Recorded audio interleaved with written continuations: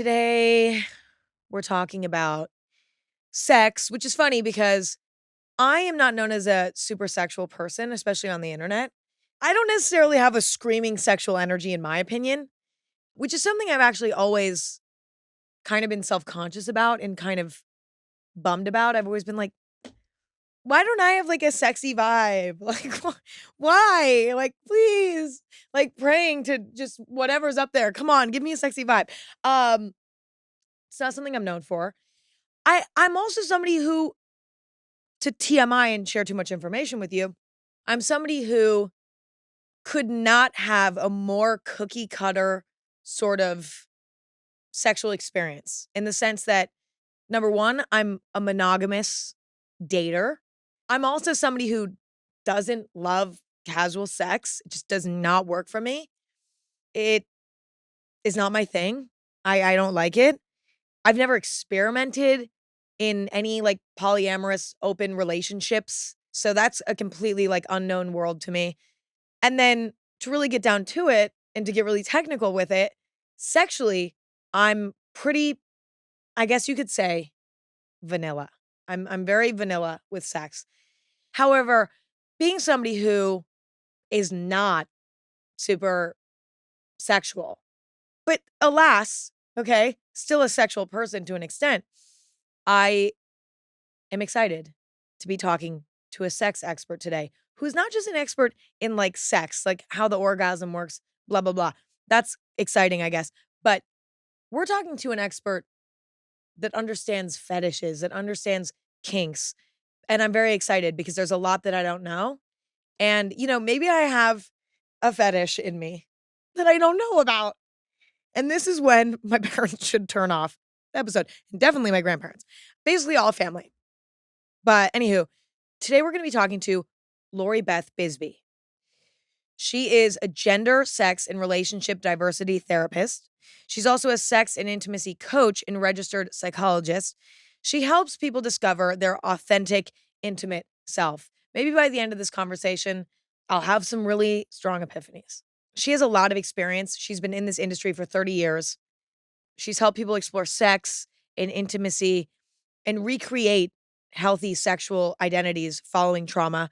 She's helped people create and maintain consensually non-monogamous relationships, as well as deepen their awareness and understanding of intimacy in relationships. She's also the host of the podcast, The A to Z of Sex. I'm so excited to learn more about sex. And maybe one day, through education and through prayer, I will one day kind of have a sexy vibe. Probably not. All good. Maybe I'm just sexy in my own way, my own little way. Anyway, let's welcome in Lori Beth Bisbey. This is going to be a fun one. So sit back and relax. Love you. Did you grow up a really sexual person? Like, I feel like there are types of people, and maybe you would actually disagree, but I feel like there are some people who are more sexual than others. Like, I feel like I'm not super sexual. Like, I'm actually on probably the less sexual end. I am, but not as much as others. Where did you fall on that scale? And do you think that that impacted where you are now? Yeah. And so there are people who I think are naturally more sexual, just like there are people who are naturally thinner or people who and naturally enjoy sport more, things like that, right? They Yeah. have a tendency towards something. There are also people who become more sexual because they've been exposed to poor boundaries. Mm-hmm. And um, and so therefore they become sexually precocious. So I'm certainly on the more sexual side, and I Mm-hmm. certainly always was. But what was more interesting for me was that I was different Mm-hmm. sexually. And that was the thing that led to me ending up doing what I do now, Uh-huh. because I knew I was different pretty young. And there was no internet. I always say Yeah. to people, I'm like, I'm 61 years old. We didn't have a community. As far as sex is concerned, if it exists, somebody's into it. Yeah. And now, if somebody's into it, there's a group on the internet. Yes. But when I was growing up, there wasn't that. So you went to the library and you looked up things. You really didn't have anybody to talk to about Yeah. being different. And so I think that's how I ended up going along this path, because I was trying to understand who I was and get my needs met. how do you think that, like, young people's exposure to sex for the first time impacts how they view sex for the rest of their life? Like, for example, how does the overexposure or the lack of exposure or the perfect level of exposure impact the way that we develop sexually? Does it even impact? So I'm not sure it's the amount of exposure that impacts, but the quality of the information and the type of exposure that makes a difference. The problem that we have is sex education sucks. Yeah, yeah, it does. In the United States, in particular, Mhm. because over the last 30 odd years, the move has been towards not even teaching, but teaching abstinence. People don't have the information they need to make intelligent choices about sex. But what we know is that the more information you have, the less likely you are to act. Yeah, And so kids who get good sex education growing up tend to have sex later, not earlier. interesting. They have an understanding of sex in the context of relationships, Uh-huh. and so they make better decisions. Interesting. Whereas if your whole sex education is on pornography Mhm, because nobody's speaking to you, mhm. you have a completely skewed view of what sex is like. But the thing that's so important, which I bang on about like a soapbox, is we need proper sex education. And we need it without the shitty judgments that we put there. And unfortunately, we have judgments from both ends of the political spectrum. Yeah, yeah, that's very true. You know, we need unbiased education that not only talks about the body and how the body works, but that talks about pleasure because sex is about pleasure and also about relationship.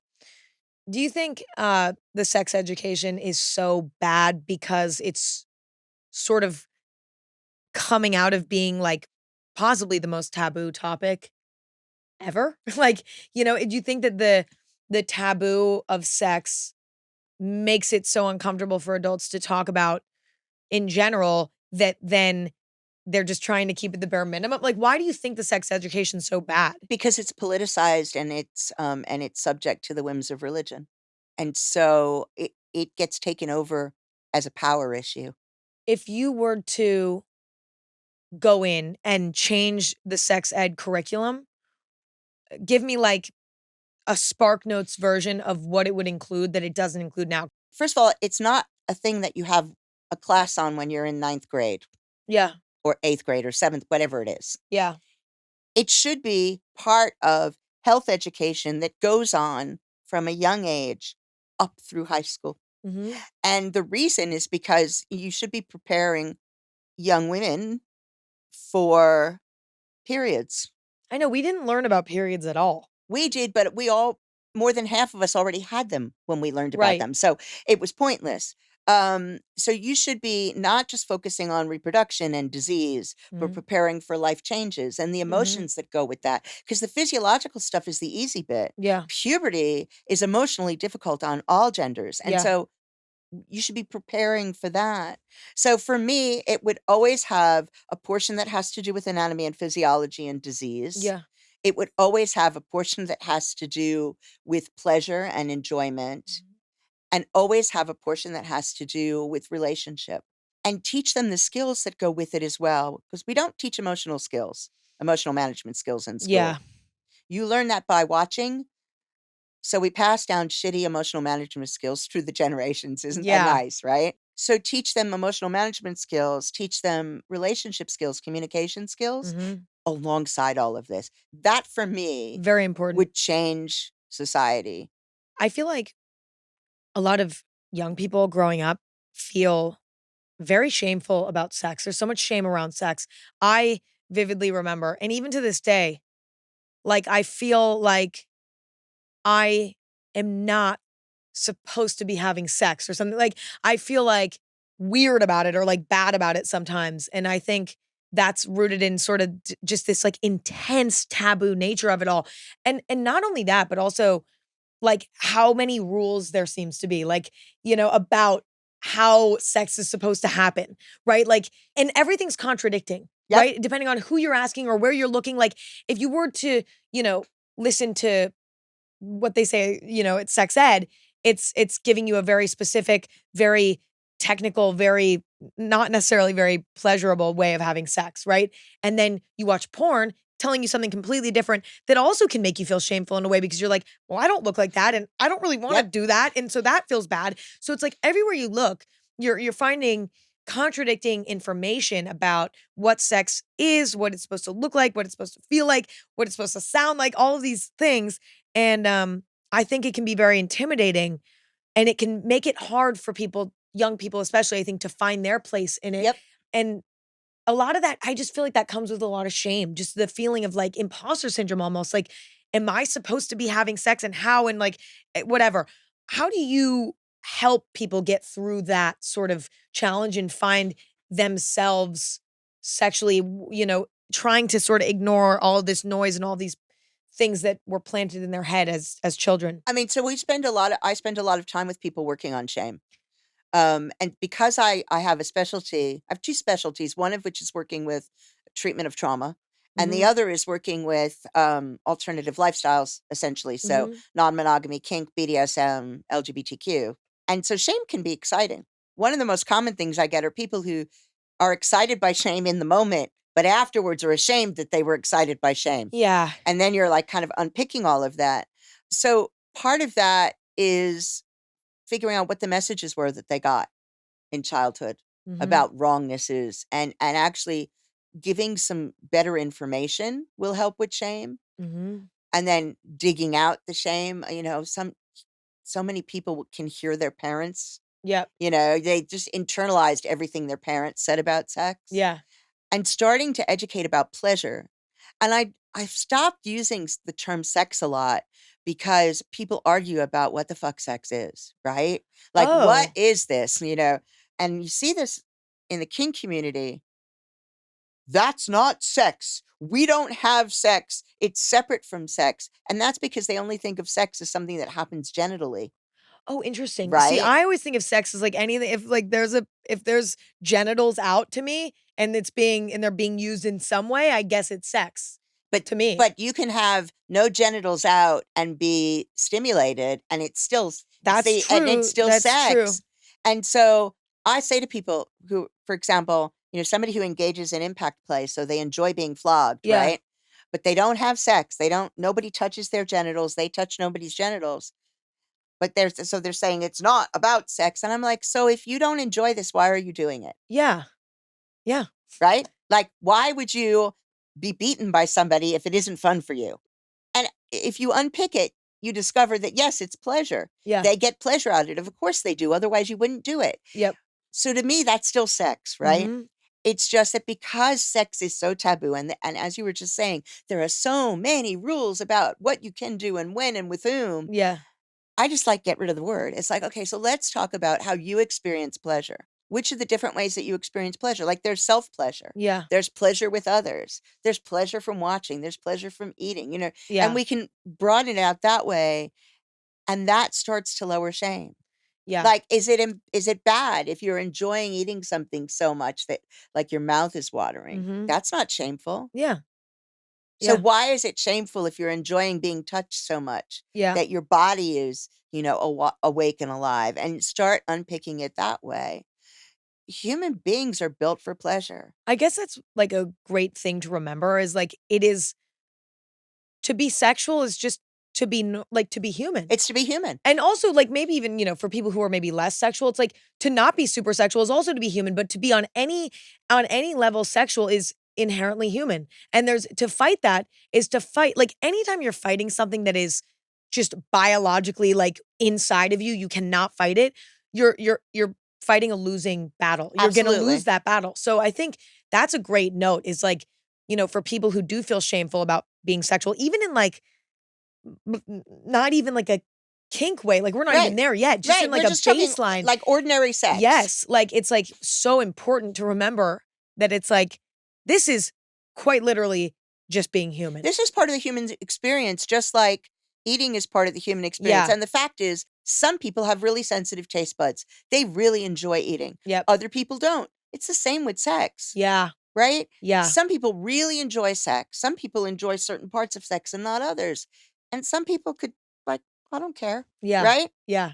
And neither is right or wrong. It's just human variation. And starting getting people to understand that actually we come into this world in a physical body. And so, as you've just said, to fight living in your physical body makes no sense. Mhm. We should be using this machine. Sort of stemming off of, like, feeling shameful, feeling weird about being sexual. I also have found, and this is sort of me projecting in a way, like, there's a lot of ego in sex, I've noticed at times. Not even ego, but maybe vanity. Oh, I yeah. maybe I mean, people vanity. worry about how they look when they have sex. Well, that's what I'm about to It's the get to. funniest thing. Oh, see, okay.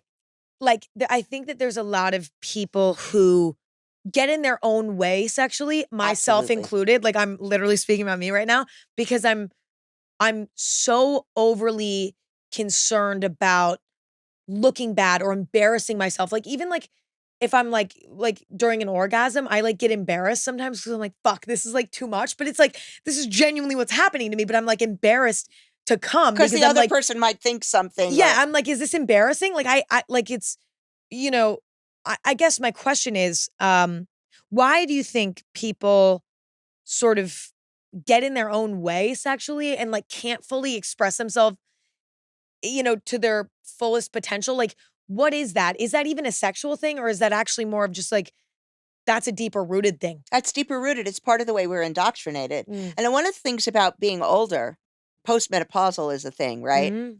Is that your body's changed. And I'm vain and I don't like some of the changes. I'm honest about that. Mhm. But I don't give a shit what I look like when I'm in bed. Mhm. Like I no longer care. Yeah. I'm going to have a good time and I'm going to have a good time and that's all it is. Yeah. In your 20s, you're really worried about like looking attractive. Nobody has an attractive orgasm face. It doesn't exist. Yeah. This is where porn has a lot to answer for. Yeah. Pornography is entertainment only. Mhm. It's just like the movies, they come and they touch up your makeup in the middle of it. Yep. They do certain camera angles to make you look better. You don't see the people holding up the woman's leg in the back because she can't put it up over that level. The fluffers trying to make sure a Yep. man has an erection. It is entertainment, meaning it's not real. Yeah. If you don't remember that, then Yeah. you can get complexes about how you're supposed to look. I mean, they airbrush vaginas, they whiten. I mean, crazy It's a shit, whole right? thing. It's a Yeah. whole thing. Your orgasm face, nobody looks good. Yeah. Nobody looks Yeah. good. And I would venture to say not looking good means you're out of control, and being out of control is the point. You cannot maintain Yeah. control and have an orgasm. Whoa, that is why, oh my God, that is so me because I'm the biggest control freak. And I think that that's why I have like sort of sexual mental blocks in certain ways where like I'm like, oh, like I want to do this, but I'm too nervous to do this because I feel like it's gonna be embarrassing or it's like almost too vulnerable, like it's gonna Mhm. whatever. Or oh my God, I Yeah. don't want to come right now because I like what if it's like big and then like my face looks weird and then I don't want to get on top because what if they see me? Like it's all these things that You're not alone. I know. It's I mean, the thing about control is that people really fear being out of control. Depending on who you are, it's more or less. I am the biggest control freak on the planet, and in my sex life, I'm out of control deliberately. And a lot of people have trouble having orgasm. Particularly, a lot of women have trouble having orgasm with a Mhm. partner, Mhm. and invariably, it's not about the partner doesn't know what they're doing because you can fix that easily. Yeah. What it is you cannot have an orgasm and maintain control. And the fear is about, for some, it's a vulnerability thing. For some, it's a fear that they'll be injured. For some, it's a fear of what they'll look like. It doesn't matter what the actual fear Yeah. is, but it is this they cannot let go of control. So when you're masturbating, it's not a problem because you're with you, right? Yeah. Nothing bad's going to Yeah. happen to you. You don't care how you look. Yeah. So you're fine. But when you're with a partner, you're giving up control. No Mhm. matter how you feel about it, you absolutely can't come and maintain control. Yep. Well, I think that's also why it's so important to be with a partner you trust. Mhm. Because I think like if you don't trust them, if you do trust them, then you can slowly but surely, I think, as a person who is like that, begin to sort of let Yeah, the you get there. you get to let go. But if you're with somebody you don't feel safe with emotionally, Forget it. even if they're like they could be a really nice person, but if you don't feel like if you feel like they're going to judge you, if you feel like they don't love you enough or they don't care for you enough, you can't do it. If you're Absolutely. someone like that. On the other end of things, like, because we kind of just touched on people who are maybe more shameful, more nervous, more anxious, maybe more like me. There's, people who are more just naturally like not shameful, just open, like comfortable. It's easy for them. I feel like people like that though maybe tend to at times, let's say, struggle, have a different array of struggles. They do, but I will tell you that there are not that many people Yeah. that are there to begin with. Really? Yeah. I mean, there are people who are less hung up about sex, but then sex isn't a big deal at all. It's not like they're doing more of it or less of it. They're not really thinking about it. It's not, right? Unfortunately, societally, we are hung up on our bodies. What is a healthy sex life? What is a balanced sex life? And is there no way, is it just so unique to every person? It's like a Yeah. snowflake. It's like a thumbprint. It's like one of one to you. Yes, to me, it's one of one. Mhm. A healthy sex life is enjoyment where you don't feel shame, Mhm. negative shame. Mhm. Could feel titillating shame, that's fine. Mhm. Where it's part of the way you relate to your body and the way you relate to others. Mhm. Because people can have casual sex and have it be perfectly healthy. Yeah. And people Yeah. can have long-term sexual relationships that are perfectly unhealthy. I think that there's a lot of people that like to say like conclusive things about different sort of sexual lifestyles. So people like to be like, monogamy is the only way. Other people say, no, it's impossible. It's impossible. And you have to be polyamorous. And then there's some people who are like, we should just not do relationships at all. It's not meant for us. We should just all be having casual sex only. I feel like people get very like hooked into their camp because it's what works for them. And then they like start saying, this is what works for everyone. What's the truth of that? Like, is it? So humans like to put things in boxes. We like to categorize in order to make sense of our world. And that's actually problematic because many more things are gray. Like people want it to be black and white and certain Mhm. because sitting with uncertainty is uncomfortable. But half of our emotional palette is on sitting with uncomfortable feelings. Yeah. So monogamy is fantastic for some people all the time, and for some other people, some of the time. Non-monogamy, fantastic for some people all the time, for other people, some of the time. It really is very individual. But I do believe that people in some ways can be wired for it. Like everybody, some people like to say, well, everybody has the possibility of being non-monogamous. No, there are some people for whom non-monogamy is just excruciating. Mhm. And why would we wanna work to make them non-monogamous? The Yeah. same as we wouldn't wanna work to make somebody monogamous. We want people to play to their strengths. The only time I don't want people to limit themselves in that way is when they're not playing to their strengths, but they've limited their world because of trauma, and so they're trying to protect themselves, so they make their world smaller and smaller and smaller. It seems like in every category too, there's their own set of challenges. So let's go Mhm. through all three of them. Um, let's start with monogamous relationships. I think the biggest like sort of challenge where it there's a lot of cheating. Yeah. A lot of cheating happens. Do you think that that is, somebody not in their right type of dating style? Or do you think that there's more to it? I think there's more to it. I mean, sometimes people cheat because really, truly, they're not monogamous. But the vast majority of time, that's not what it's about. The vast majority of time, cheating is about what's going on in the relationship. Yeah. So the pressure's built up in the relationship for whatever reason. They're not talking, they're not communicating, they've had problems, whatever it is. And cheating is a way of, it's a pressure release valve. I'll just take this over here because Yeah. I'm not getting my intimate needs met here. And I mean, emotionally intimate as well as physically intimate. A Yeah. lot of it is really about emotional intimacy. So it's, they can't figure out how to work it through here. So they just kind of divert off. There's a lot of cheating. There's a lot of dishonesty, even when there isn't cheating. And dishonesty really kills relationships. And I don't mean Absolutely. I don't mean you need to be, when people talk about radical honesty, like, do I look good in this dress? No, honey, you look horrible. I mean, that's just cruel, Yeah. right? We don't need to do that. No, there are ways of also telling somebody that you're not fond of something that aren't cruel and hateful. Yep. The challenges of monogamy are about mystery and newness and excitement Mhm. because a good portion of sex and arousal is about that kind of, I don't know what's going to happen next. Yeah. And when you're with somebody for 15 years, you fucking know what's going to happen next, Yeah. right? That's true. It's a challenge to make it new and make it exciting again. but you can do it. Absolutely. But you also get benefits when you're having sex with somebody you've had sex with for a long time Yeah. that you don't get with somebody new. So, Yes. there are trade-offs. But so it's boredom. It's people not growing together Mhm. and the emotional intimacy going. And when you don't deal with the problems in the relationship, then the sex, you Yep. know. Yep. What about, I feel like when I think of the main challenges of an open relationship, I think of it ending up backfiring, Mhm. because someone falls in love with someone else, someone feels jealous.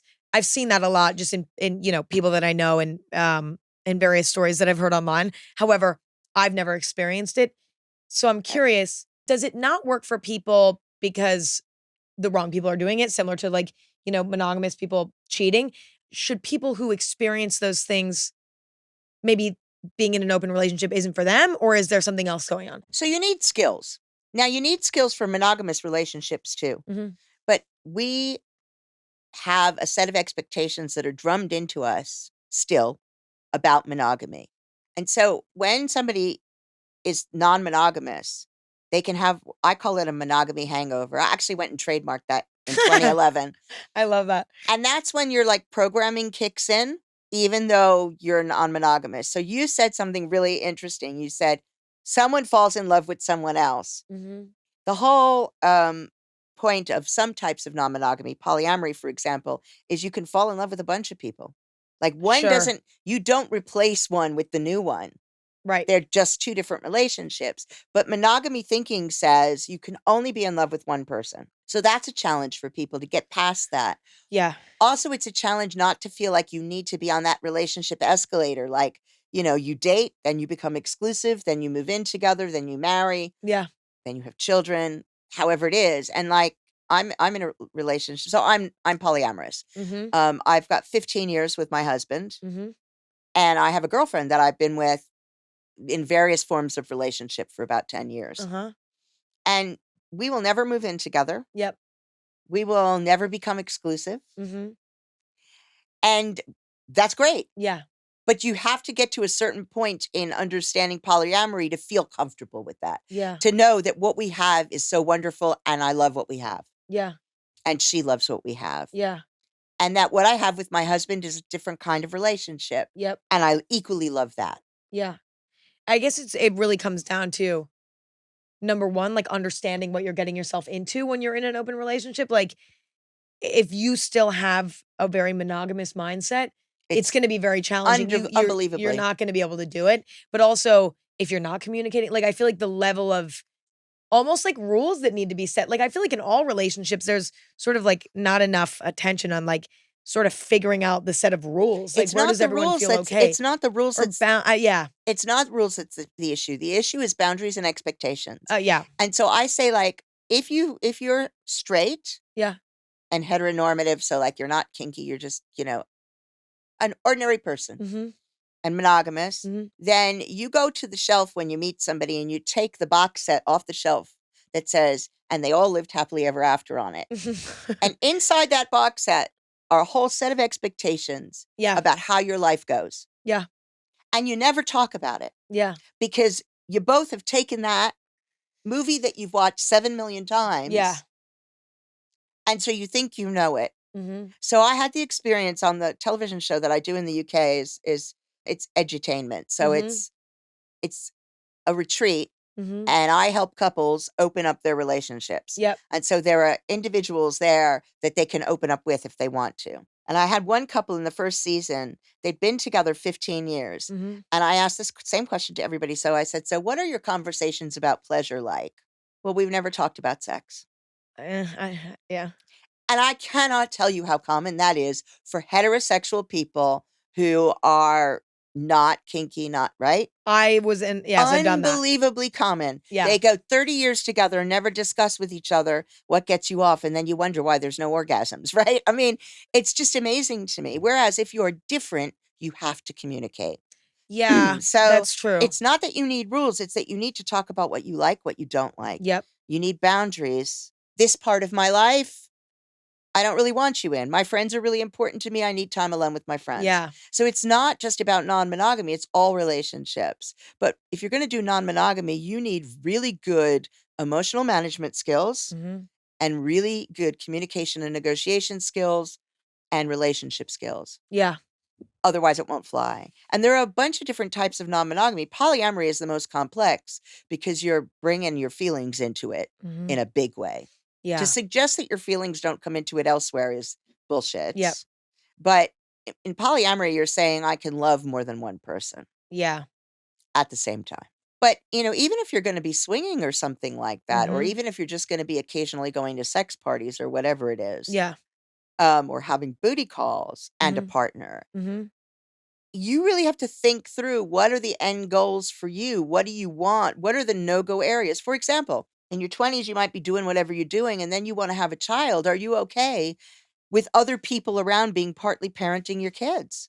Yeah. Right? Or do Yeah. you want to become monogamous long enough for your kids to go through 0 to 6? Mhm. Some people do. They're like, I love you and you can still be chosen family, but we want to bond in this sort of way. Yep. Other people, that's not how they do it. Yep. So there's a conversations you have to have. And that's where people fall down. Yeah, it's a lot. I mean, I think it's because it goes back to sort of the taboo of it all. It's like it's very uncomfortable to talk about these things, and you just kind of want it to happen. I think a lot of us And go that, into these things and yeah, want it to happen, and then we just assume that we're reading each other's minds and all yeah. And that's this. where it all falls down later Yep. because you think at the beginning of a relationship, you're amazed at how much they understand about you. That's because you're telling them. You talk constantly at the beginning of a relationship. Yep. You also lie, right? True. Right? We're embellishing the Yeah. story. Well, and embellishing in ways that aren't helpful, Yeah. like, oh, hey, I really love blowjobs. Oh, yeah, I love giving blowjobs too. Yeah. 6 months down the line, you're like, I actually hate this. Yeah. Yeah. And your partner's like, well, what happened to the blowjobs you were giving me? Yeah. Yeah. It's because I actually hated it. I was just doing something nice for you. Yeah. And, we have biochemical things going on at the beginning of a relationship that make it easier for us to do things to bond, Yeah. that go away after a while. So Yeah. the other thing you mentioned was jealousy. And in my experience, jealousy comes from two different places. Mhm.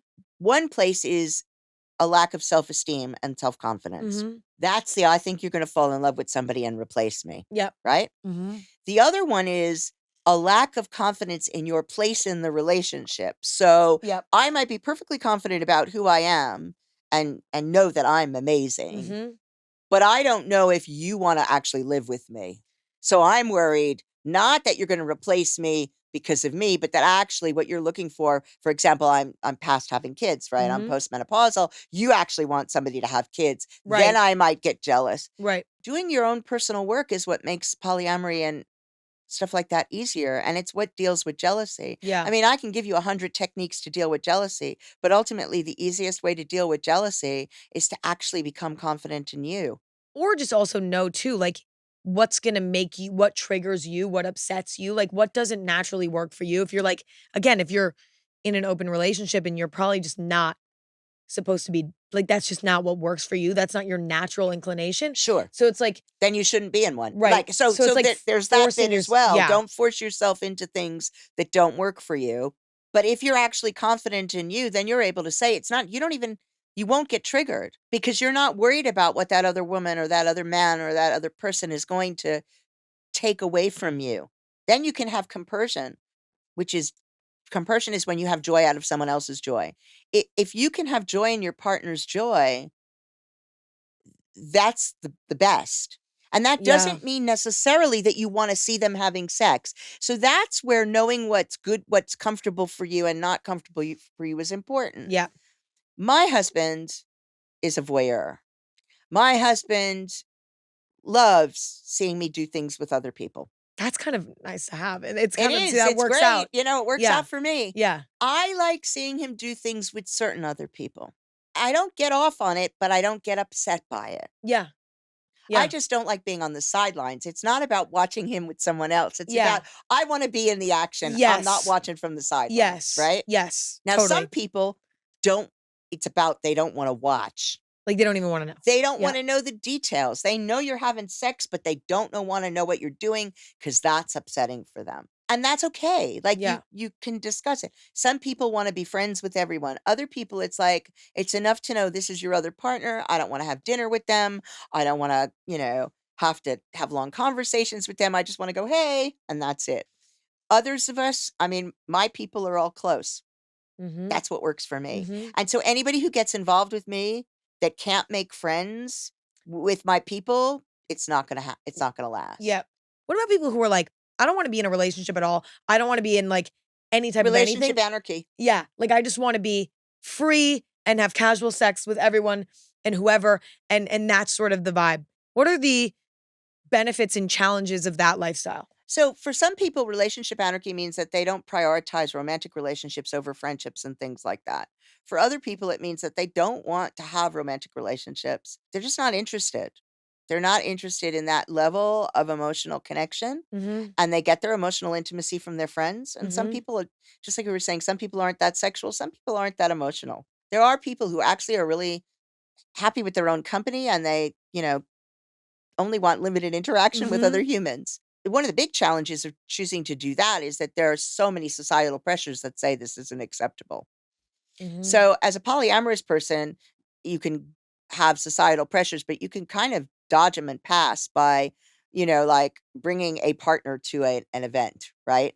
Like it doesn't matter which one I bring, but I have a partner to bring to an event. But if you're somebody who doesn't want those relationships, you're always coming solo. And so if you have friends who are couples, they're less comfortable with you because they're worried about what your designs are. Yeah. The number's never even. I mean, that's like a trivial thing, but it actually is it can interfere with your social life. Yeah. But also, we all have times in our lives where we need more support.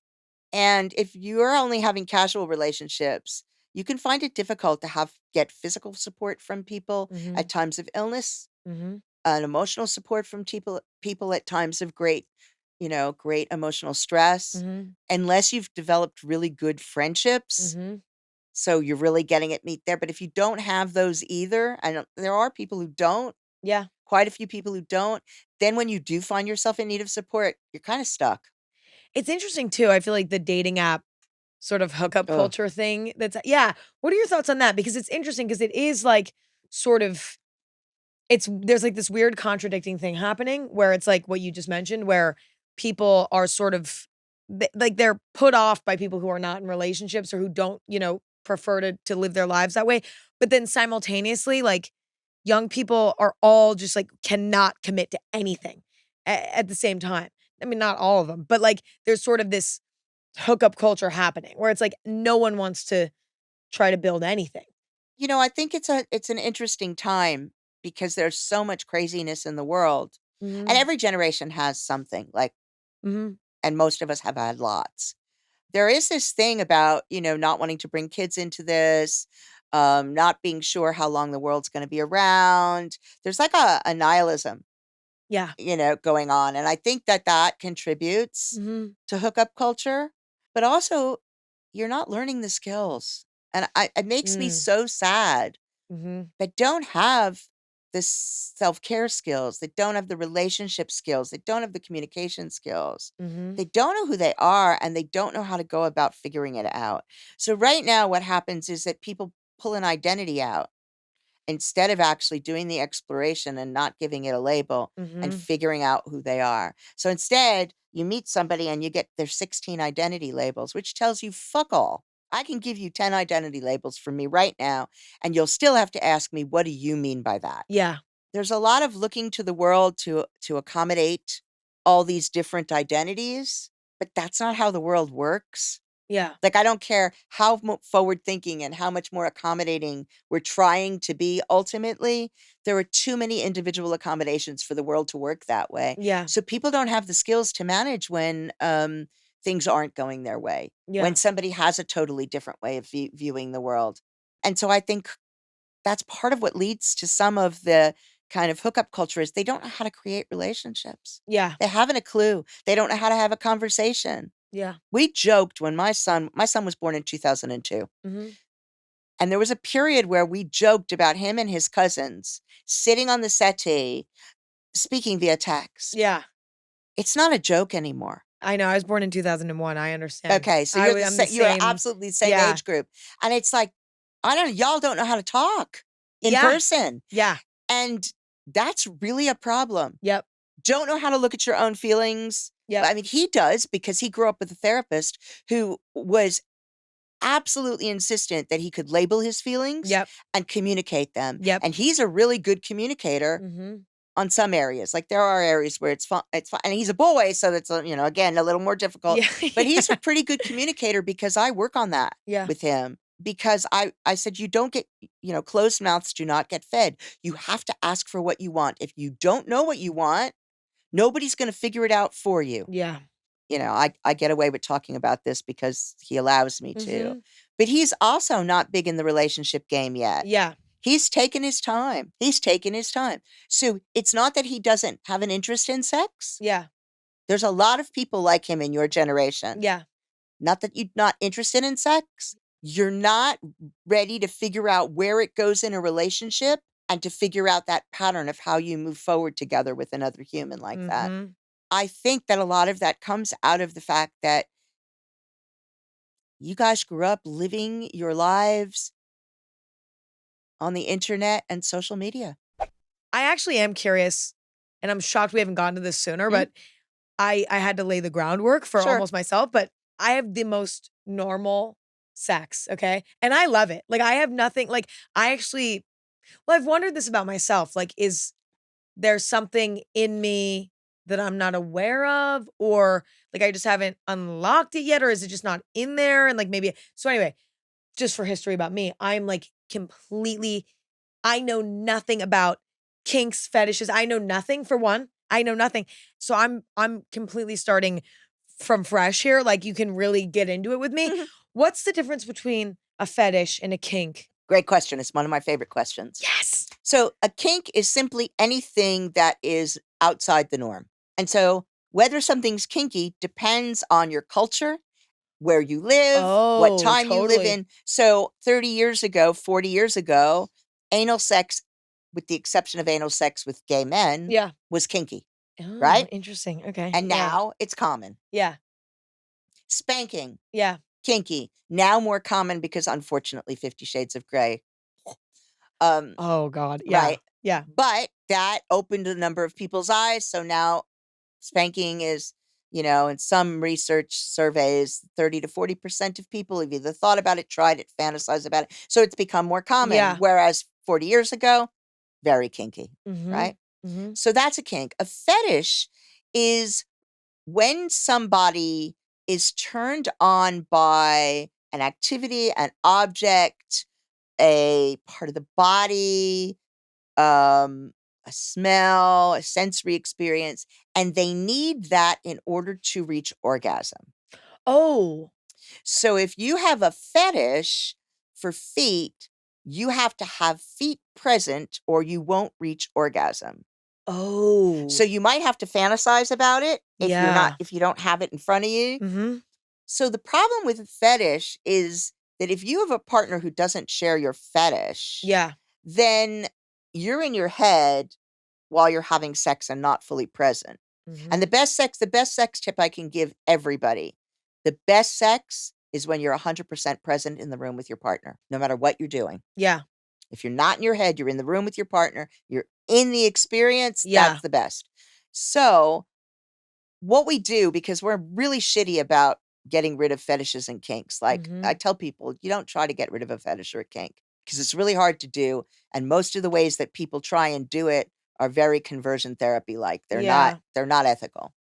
So what you do is you work with the partner on getting pleasure out of their partner's pleasure. So even though they're not sharing the kink, they're still so excited that their partner is excited that everybody's present in the room.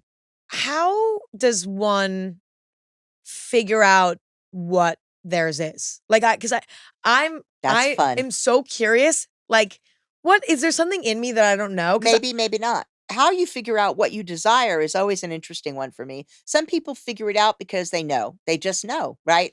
They find themselves in situations and they know. Other people, not so much.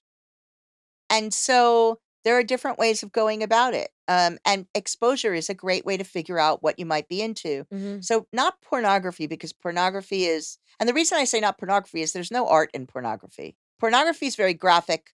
And so it's kind of hard to concentrate on what bit's turning you on if you're having to see cum shots and things like that. Now, if it happens to be the cum shot turns you on, well, there it is, Yeah, right? yeah. Lucky you. Yes. But things like erotica, so reading erotica, there's a wide range of erotica out there. Now, there's a lot of really badly written erotica, but there's also a lot of good stuff. Audio erotica is great, listening Mhm. to somebody read stories and talk stories, and you observe yourself. What does your body do? Mhm. Does something strike you as hot? Mhm. Something else doesn't? Then maybe you decide to kind of check it out and not just listen and observe. Maybe you decide to engage in self-pleasure and see what happens. Yeah. See where your fantasy goes, or go talk to a partner about it. Read stories to each other. Write stories eventually if you're adventurous. Mhm. But, you know, there are ways of introducing it without having to take the risk Yeah. of saying, "Ooh, I'm into this," and the other person going, "Ugh," Yeah. right? I have on my website in my free stuff section a book called 100 and I think it's up to 103 movies that are not X-rated, because somebody um many years ago said, "Well, what if you don't want to watch porn but you want to explore?" And I said, "Well, there's loads of erotic movies that Totally. are not X-rated." So I made a list with links and stuff of things that you can watch to give yourself an idea of Yeah. what might turn you on. So you do it as an exploration, just like you might explore a hobby. I love that. And you do it yourself and with a partner, but you do it yourself first. I have a colleague who during May is masturbation month. Her name is Martha Tara Lee. She is a sexologist out of Singapore, Mhm. Dr. Martha Towderly. And when she came on my show once to talk about masturbation and self-pleasure, and she has masturbation dates with herself. She takes the whole day. Because people self-pleasure, they do it like in an offhand way. Yeah. They like take it minutes or seconds. And it's like, if you treat yourself that way, what does that say about how you see sex with someone else? For me, it's like, if you're not willing to take time with yourself, if you're not willing to do it in the light of day, then, so you're showing that much shame and that much of an offhand attitude. Well, what does that mean about sex with someone else? What are you saying about that? Yeah. I think it does start with you. It I have absolutely never does. thought of it like that, though. I always have thought of it as, like, it starts in the room with another person, like, Nope. your own experience on your own is your own thing, but that's such a good point. It's like the more like, before I orgasm for the first time, I had never masturbated. Mhm. My first orgasm was from my first boyfriend. I was like, I don't even know what's happening. I don't know what to expect. I knew nothing. And it was like, I was so a fish out of water. I had no idea what was going on. And That's scary. it was scary and it was like, it was weird. And I think it also made me weirdly emotionally attached to him in Of a way that course. was like unhealthy, I think, because I was like, you Well, gave me everything. You know what I yeah, mean? Like this is this amazing experience yes. you've given me. It's like I associated with him. It's like, no, no, no. I should associate my It's your orgasm with body. me It's your because it's body. my orgasm. Yeah. But what's so interesting to me about that, when you say something like that, is it's scary. Mhm. You're now attached to that person to bring you pleasure. Mhm. You have no idea how it ticks what it is. Mhm. You might be ashamed of it because what just happened? Yeah. Maybe I wasn't supposed to do that, Yeah. Yeah. right? But also, you were lucky, Yeah. because so many people have trouble orgasming with a partner, not because of trauma or stuff, because our anatomy differs. There's another thing. I was about to ask about this. Yes. So different. Yeah. So the size of the clitoris, first of all, most of the clitoris is in the body. It's Mhm. not outside the body. So the horns of the clitoris we think is what the G spot is. You're just stimulating from the other side. Yeah. Clitoris is actually big, about 5 inches long. But some people, the external part is big. Other people, it's tiny Yep. and it's very hidden. Yep. If you have a tiny external part and you also have any body padding there, Mhm. and so that doesn't necessarily have to do with whether you carry extra weight or not. There Yeah. are like really thin women who have puffy Yep. vulvas. Yep. It's much harder to reach orgasm. Oh, because interesting. getting the pressure, because that's where it stems from. Yeah. Going back to more like fetishes and kinks, Mm. how do you sort of it's a lot easier said than done to tell people about those things, It's hard. especially because there are so many different stigmas around it. Some being really positive, like, "Oh, that's really hot," and, like, "You're boring if you're not," or it's like it's almost like you can't win because sometimes if you say, like or you show, I like things pretty simple, like, this is what I like." That can be frowned upon at times because people are like, "This is not cool, you're a loser and you're lame because you're not experimental at all." And then on the other hand, you have people who are like very experimental and they're very much, in touch with who they are in that area. And and that's really heavily judged because it's like, well, this is weird and you're a freak. So it's like, what is the way to have these conversations that's effective? And also like, how do you get better at having them? When I try to imagine what the conversation looks like, it's almost just something that is almost like lighthearted in a way. Like, is that the way to do it? Like, what's the way to do it? Whatever makes you comfortable, Yeah. right? And so here's the thing.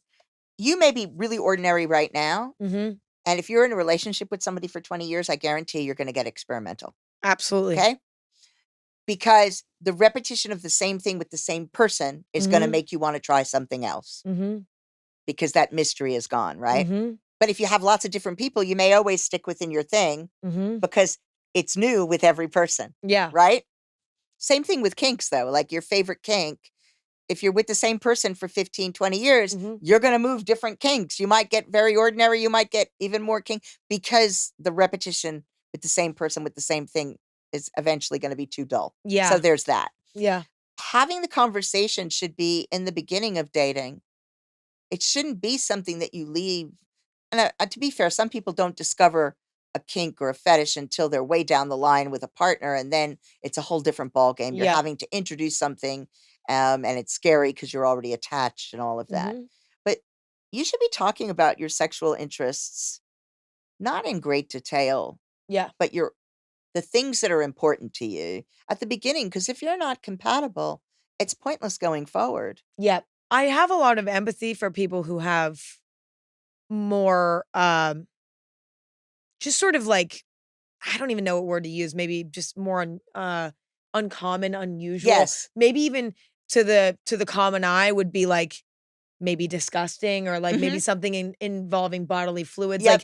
like feces, like whatever, like these sort of, kinks like that, or that's a fetish, I think, but, uh, Oh, no, it's a it kink can unless it's yeah. necessary for orgasm. Right, you're So right, you're for right, you're some right. people You're will right. play with that and they're fine, Yeah, and they don't do it all the time, but other people, like, they definitely want to do it all the time, and then there are yeah. people where they don't need it for orgasm, but they really like it, and so if you weren't gonna offer it, they wouldn't wanna be with you. How do you like, okay, it's one thing to have a conversation if you like, let's say something, I would say maybe a more Like, you like common. spanking. Yeah, yeah, like you like spanking or even you like feet or something like Yeah. that. Those like you have a foot fetish.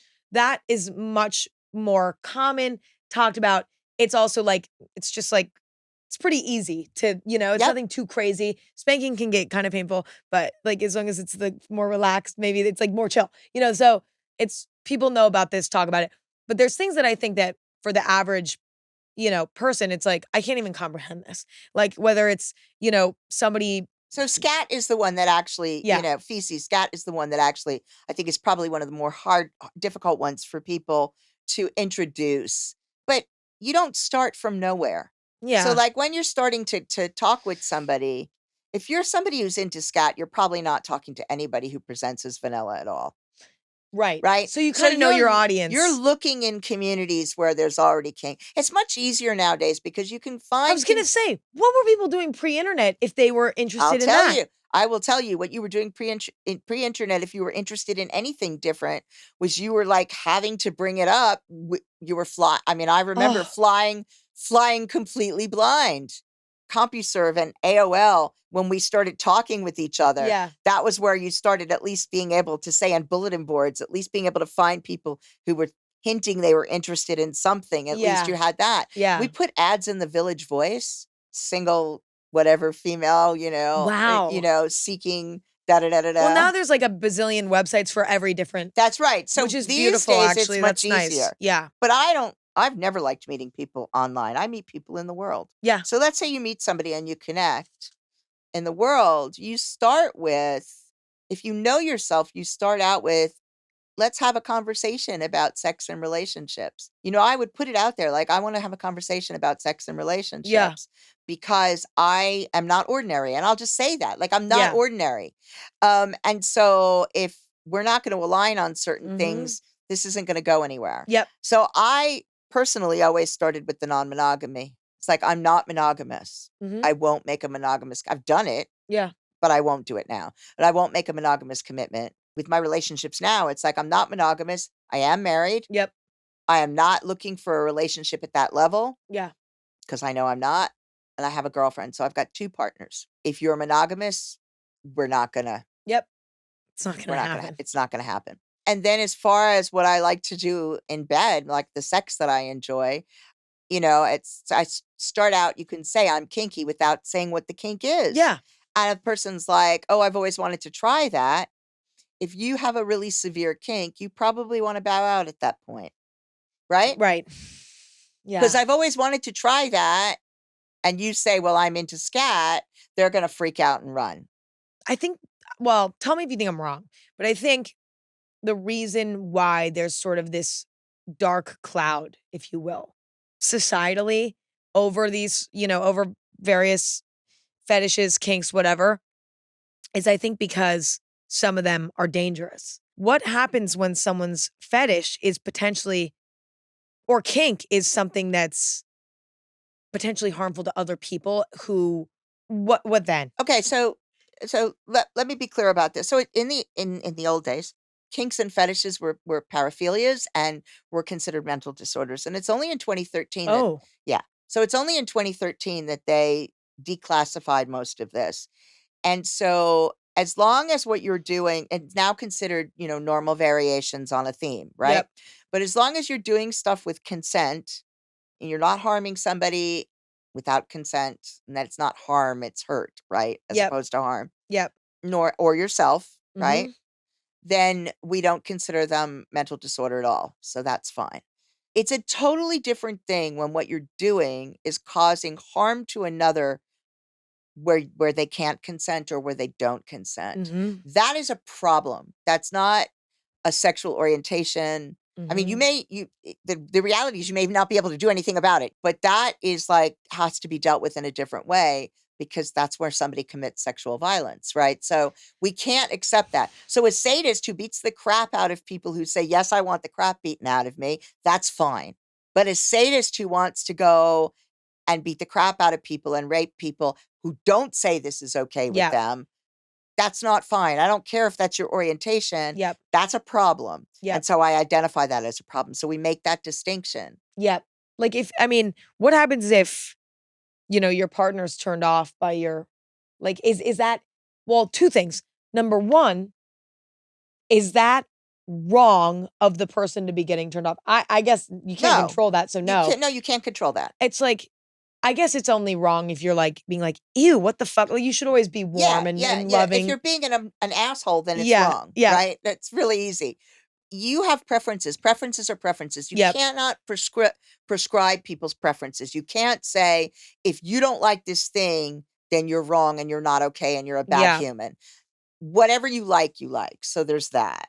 If you're talking with somebody and you know what you like already, it depends on whether it's something you like to engage in sometimes for fun or it's really important to your sexual orientation. mhm, So I don't get off unless the person is dominant. yeah, Period.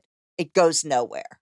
yeah, I so get So it. so then you're kinky, believe it or not. You know what? Okay, actually, I took, that, quiz that you can take online? It's like the rice purity test or something Yeah. like that, and you, like, answer all these questions, and it gives you sort of a grade of, like, Yep. how kinky you are. Anyway, mine came back, like, quite literally the most vanilla ever. However, but not quite. Like, I had, like, I think Because dominance is power dynamic.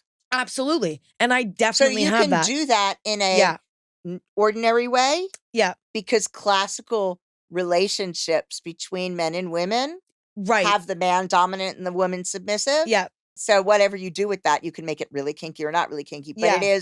it is a kink. Yeah. If that's the turn on, right? If that's the turn on, then it's a kink. Yep. So you don't have to call yourself vanilla if you don't want to. Yay! But finally, that's the thing, I just always think it's so funny. But for some people, they like dominance, but they don't need it all the time. Yeah. Or for some people, they like spanking, but if their partner never wants to spank them, it's not going to ruin their sex life. So I know what I need. Yeah. And if you can't kind of come into that bailiwick, it's pointless for us to go any further. I've been in certain situations where I've not felt attractive to the person I was having That's sex hard. with. I mean, I've dated people like that where I'm like, you just don't what, do you not care? Like, I feel like you don't care. And it's not even necessarily that they didn't or I don't know. I'll never know for sure. But it's like that feeling only closes you off more. Well, that feeling for me now, yeah. I learned if I feel like someone's not into me and they I question it and the answers I'm getting, they're not into me, I'm gone. Oh, yeah. Because why? But see, what's weird is when someone people will be like, oh, I'm into you. And we're dating and we love it. But then they can't, you don't feel it. You Well, have to feel it. And sometimes when you don't feel it, it's you. But a lot of times when you don't feel it, it's because either they're not into you or they're tied up. So I remember saying to somebody, I thought you were into me and it really doesn't feel like you are. And it turned out that he was so worried about his own attractiveness that he was locked in his own head. So it had nothing to do with me. No, I'm really into you. I just, I'm so ugly. And I'm like, what? Yeah. See, yeah. And people don't talk about this. They get so fucking self-conscious. It's one of the things about sex when you're older. Past menopause, you don't have to worry about pregnancy anymore. And as long as you get your libido sorted, because sometimes it isn't, you don't worry about what you look like. You know what you like and what you want. So sex is a lot more fun because it's like all the demand characteristics of being perfect and you don't give a shit anymore. Yeah. And so it's like, you just go and you have fun. That's so promising because I think that there's this stigma. It's like, have sex when you're young because you will not want to have it later. Like it's over when you hit this age or this age. It's like, there's so much of that. And I think that that's so talk about why everybody's so it just adds to the nihilism of growing up today. It's like, well, you have nothing to look forward to because of this and that, and also you're not going to enjoy sex anymore, and you're going to be, and you're going to look. It's like it just doesn't end. But I really think, I mean, it's crazy because so many people that even my dad, for example, he's having so much fun in his 50s.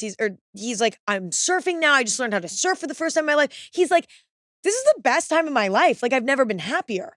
And it's, I think in reality, getting older actually comes with a lot of, it's not this treacherous, horrible thing. It doesn't have to be. I mean, one of the things is that, it's, yes, there are challenges. There are sexual challenges that have to do with your body. Mm-hmm. Okay. So there are challenges, but there are workarounds for the challenges. Yeah. And the headspace is so much better. Yes. And, I'm gonna have sex until they tell me I can't do it anymore. They put, I'm gone. I'm no longer breathing. Yeah. I have no intention of giving sex up. And why would you? It's fun. It's fun. And the closeness that it brings. I mean, why would you ever give that up? Amen. Oh my God, thank you for doing this. Oh, my pleasure. I mean, I had nothing else to do other than this. Amazing. Okay, great. This is great.